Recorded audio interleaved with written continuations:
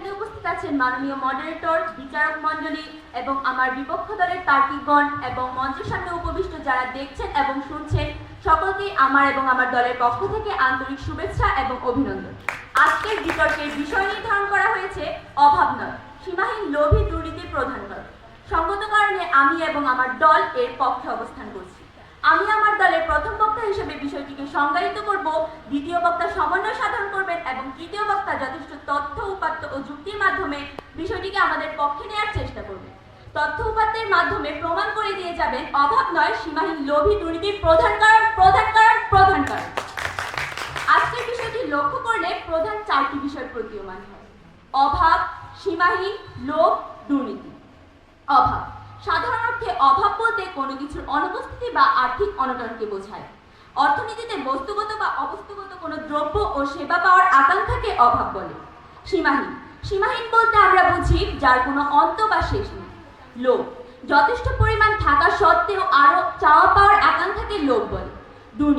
দুর্নীতি বলতে আমরা বুঝি নিয়ম নীতি বহির্ভূত কাজকে।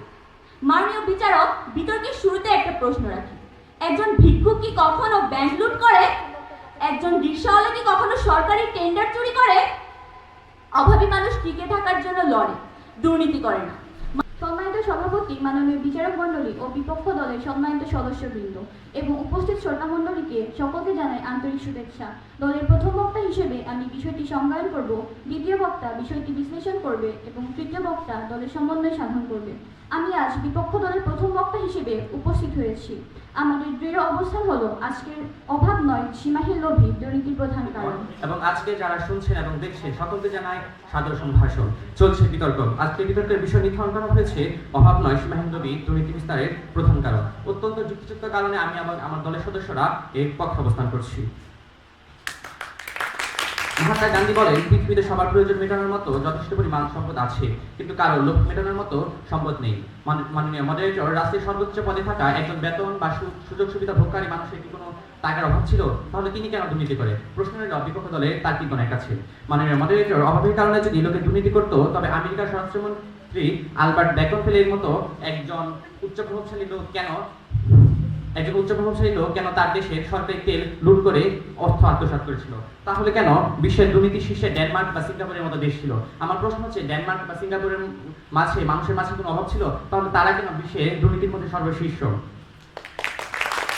মানে আমাদের নীতির বাইরে সকল কিছুই দুর্নীতি শুধু মানুষ আর্থিক চাহিদায় করে না, মানুষ নিজের প্রভাব বিস্তার এবং ব্যক্তিগত সুবিধা বিস্তারের জন্য দুর্নীতি করে থাকে। সবাইকে জানাই আন্তরিক শুভেচ্ছা ও সালাম।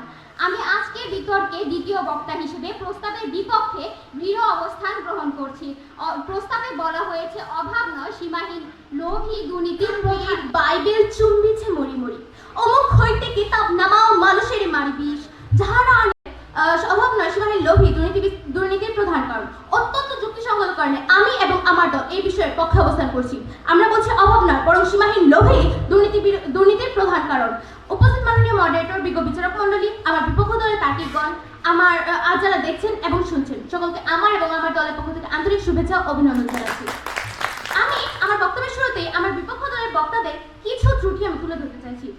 আমার বিপক্ষ দলের বক্তারা এখন অব্দি আমাদের দলের প্রথম বক্তা কিংবা দ্বিতীয় বক্তা কোনো প্রশ্নের উত্তর দিয়ে দিতে পারেননি। আমার দলের প্রথম বক্তা বলেছিলেন যে একজন ভিক্ষুক কি ব্যাংক চুরি করে? আচ্ছা, দ্বিতীয় বক্তা এসে বলে গেছিলেন যে আমাদের ঘুষ নেওয়া এটা নাকি আমরা অভাবের জন্য বাধ্য হই। যারা ঘুষ দেয় তারা কি অভাবী? যারা 20,000 টাকার ঘুষ দেয় তারা অভাবী বলতে আপনি কাকে বোঝায়? আর যারা ঘুষ নেয় 64,000 টাকা বেতনের একজন সরকারি কর্মচারী কি ধরনের অভাবটা রয়েছে? প্রশ্ন রইল আমার বিপক্ষ দলের কাছে। আশা করি আমার বিপক্ষ দলের দ্বিতীয় বক্তা বলে গেছিলেন যে ধনী আরো ধনী হতে চান। কেন? উত্তরটি হচ্ছে লোভ। ধন্যবাদ। আর আমার বিপক্ষ দলের তৃতীয় বক্তা তথা দলনেতা যেসব কথা বলে গেলেন, তিনি যে স্ক্রিপ্ট দেখে কি সব বলেন আমি না বুঝতে পারিনি। আশা করি আপনারা বুঝতে পেরেছেন। যদি কেউ বুঝতে পারেন আমাকে একটু বুঝিয়ে দিয়ে যাবেন, তারপর আমি সেটা যুক্তিকরণ করে দিয়ে যাবো। ধন্যবাদ।